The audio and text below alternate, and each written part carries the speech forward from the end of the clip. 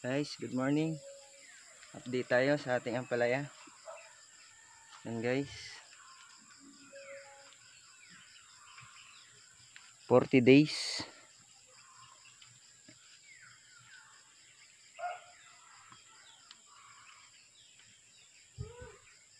Yan guys, medyo malalaki na. Meron ding i-harvest na, baka mga sa isang araw. Yan. Shoutout nga pala sa ating mga poging katrabaho. CJC. Lalong lalo na po kay Sir Mervin at kay Boss Francis. Sir, ayan na shoutout na kita.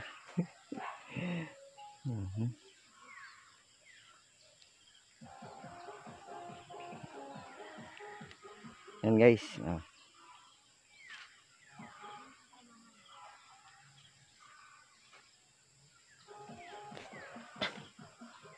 Katatapos lang natin magdilig ng ating pataba.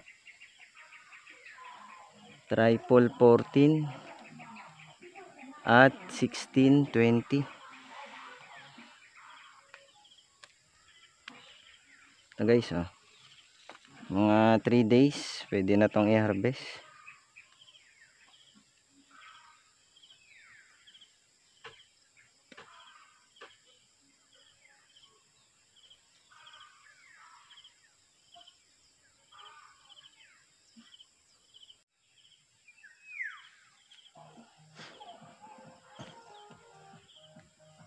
Guys,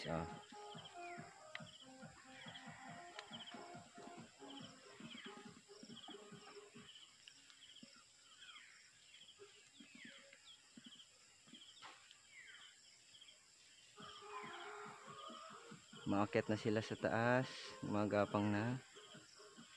May mga maliliit na bunga na tayo. Yan.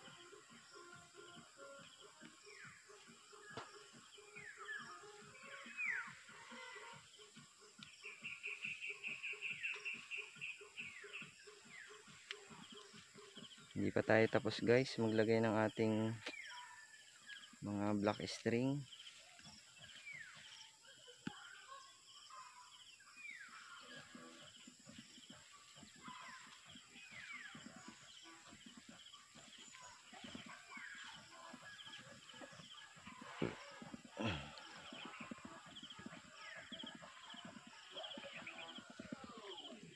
Mga 3 days may ma-harvest na tayo. Mga pailan-ilan.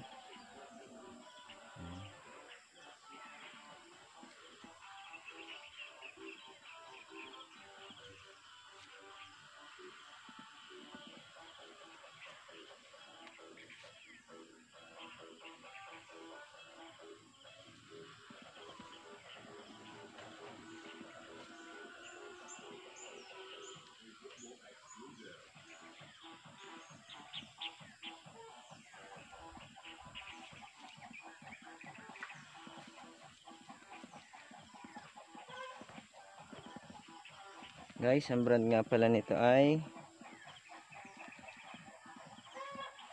Galaxy F1.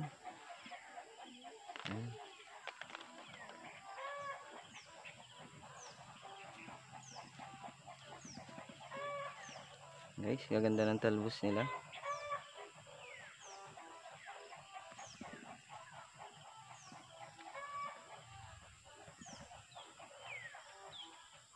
Sa ngayon guys, wala pa tayong nakikitang namamarako sa ating ampalaya. Maganda pa rin ang kanilang mga talbos, hindi pa tumitigas. Thank you Lord.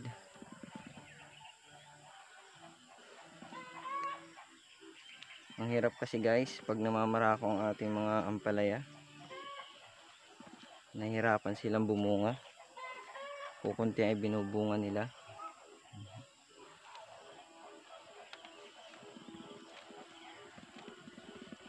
Ito guys, yung mga bago pa lang naakyat. Yan.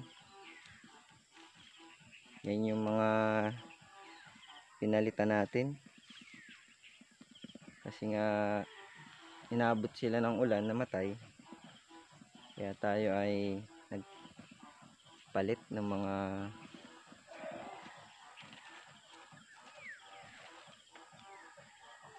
mga namatay natin, mga nabulok ang puno.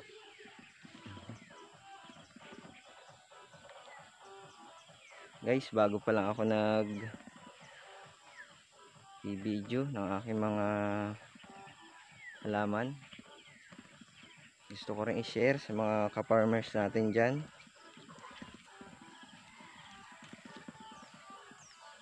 Shoutout nga pala kay Jopel the Farmer. Sir Jopel, magandang umaga.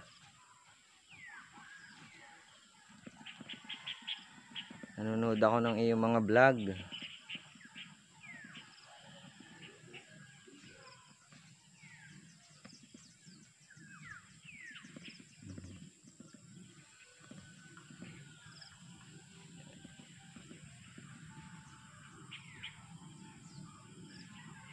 May bunga na rin sa baba. Yan.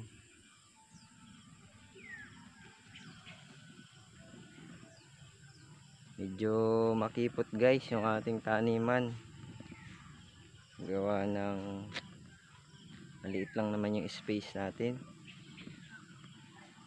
Hindi ganun ka lakihan.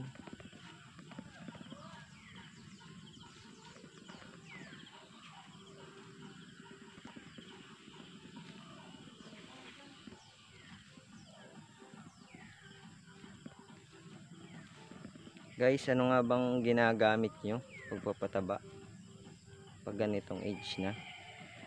Baka naman may share kayo sa akin. Ano yung the best gamitin sa pagpapataba ng ating ampalaya? Ano yung magandang advice nyo guys? Kasi baguhan lang din ako nag-aampalaya.